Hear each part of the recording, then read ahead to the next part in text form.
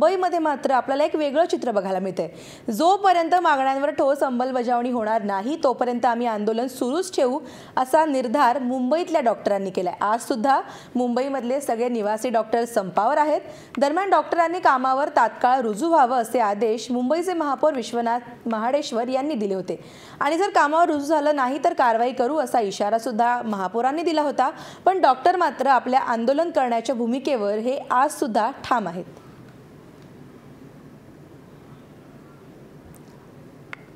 दरम्यान आपण बघतोय तिसरा दिवस आहे खरं तर आज हा डॉक्टरांच्या संपाचा। डॉक्टरांच्या या संपामुळे पेशंटचे मात्र मोठ्या प्रमाणात हाल होत आहेत। केएम हॉस्पिटलच्या बाहेर आपल्याला पेशंटच्या रांगा बघायला मिळत आहेत आणि याचबद्दल या सगळ्या पेशंटच्या प्रतिक्रिया जाणून घेतल्या आहेत आमचा रिपोर्टर प्रभात पोथरकर यानं। राज्यभरातून रुग्ण जे आहेत ते हॉस्पिटल्समध्ये मुंबईला येत असतात। मी आता केएमच्या बाहेर उभा आहे आणि आलेले आहेत त्यांच्याशी आपण बोलणार आहोत। काय सांगाल बाबा, कुठून आलात आणि आतमध्ये तुम्हाला घेतलंय का? औरंगाबादवरून आलो आम्ही आणि इथं इथं नाव या दवाखान्याचं नाव सांगितलं। इथे आलो तर आम्ही ते म्हणे बा आता आज चालतच नाही, दवाखाना बंद आहे, तुम्ही कुठे तुमची सोय लावा, तिथेच राहा। मी बुलढाण्याहून आलेले आणि आम्हाला ऑपरेशन सांगितलेलं आहे मेंदूचं। तर आम्ही ज्यावेळेस इथं आलो तर त्यांनी आम्हाला आज घेतलेले नाही आणि आज ऑपरेशन करणे आमच्यासाठी खूप आवश्यक होते। तर त्यांनी सांगितलं आम्हाला की तुम्ही आज घरी जा आणि जोपर्यंत संप मिटणार नाही तोपर्यंत तुम्ही इथे येऊन काही फायदा होणार नाही। तर ज्यावेळेस संप मिटेल त्यावेळेस तुम्ही या। 10 दिवस अगोदर 22 तारीख दिली चष्म्याचा नंबर करता, पण आता सगळं बंद आहे। मी उल्हासनगरवरून येतो आहे, सकाळी 4 वाजता उठून आलो आहे। वेळ जर्नलिस्ट विकाससोबत प्रभात पोतरकर, महाराष्ट्र वन, मुंबई।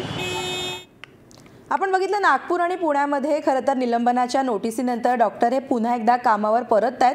पण मुंबईतले डॉक्टर मात्र त्यांच्या आंदोलन करण्याच्या भूमिकेवर हे अजून सुद्धा ठाम आहेत आणि या संदर्भात केईएमच्या संपकरी डॉक्टरांशी बातचीत केली आमचा रिपोर्टर प्रभात पोथरकर यानं।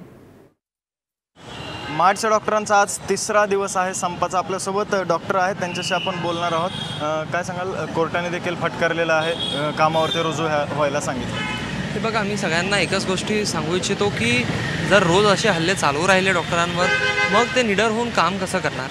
आम्ही इतकीच विनंती करतोय सरकारला, आजची विनंती नाही आहे, खूप वर्षापासूनची विनंती आहे की सुरक्षतेचे जे मिनिमम प्राविधान आहे ते तरी तुम्ही करून द्या, जेणेकरून एका पेशंटसोबत 2 पेक्षा जास्त नातेवाईक आत येणार नाही।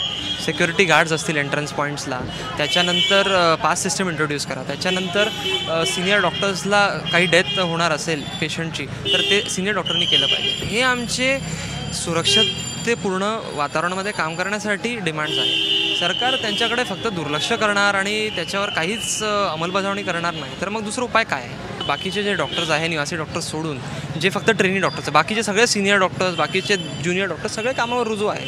त्यामुळे रुग्णांच्या हाल होण्याचा प्रश्न हे नाही, हे मात्र आहे की कमी डॉक्टर असल्यामुळे तितकेच रुग्ण बघायला लागतील तर त्याला वेळ जरा जास्त लागेल। न्यायालयाने सांगितलेलं आहे की प्रतिज्ञापत्रावरती लिहून द्या, तर पुढची भूमिका तुमची काय असणार आहे? संप हा किती दिवस चालणार आहे? न्यायालयाला आम्ही हीच विनंती करू की न्यायालयाचेच ऑर्डर आहे मागच्या वर्षीचे की डॉक्टरांच्या सुरक्षिततेसाठी हे नातेवाईकांवर प्रबंध आणणे, आर्म्ड सिक्युरिटी गार्ड देणे हे त्यांचेच ऑर्डर आहे।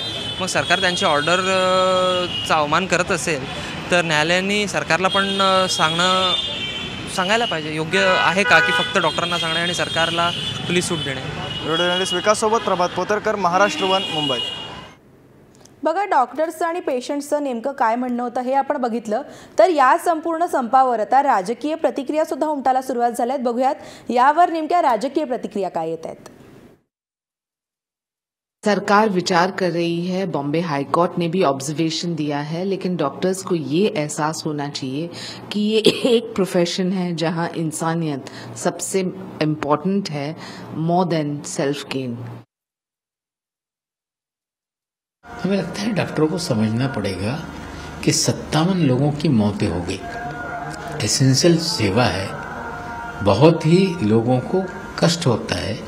इस तरह से डॉक्टरों की सुरक्षा को लेकर कोई कड़े कानून बने, उसके पक्षधर सभी लोग हैं, लेकिन डॉक्टर ही सामूहिक छुट्टी ले ले, काम पर न आए और 57 लोगों की मौत हो जाए, इससे दुर्भाग्यपूर्ण कुछ नहीं हो सकता।